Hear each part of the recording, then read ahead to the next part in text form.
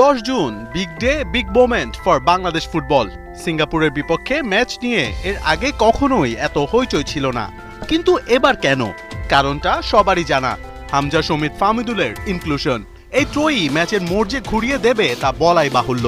Defence, midfield কিংবা forward line সবখানে যে ছাপ থাকবে হামজা সমিত ফাহমিদুলের।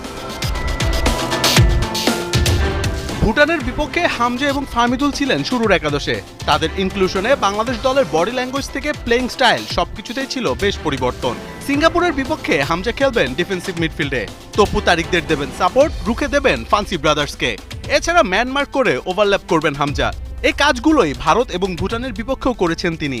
বিশেষ করে হামজার টার্গেট লিস্টে থাকবেন ইকসান ফান্দি, কোনোভাবেই তাকে অ্যাটাক করতে দেবেন না চৌধুরী সাহেব, ঠিক যেমনটা করেছিলেন সুনীল ছেত্রীর বেলায়ও। তাছাড়া সেট পিস থেকে একই সাথে হেডে গোল করার ক্ষেত্রে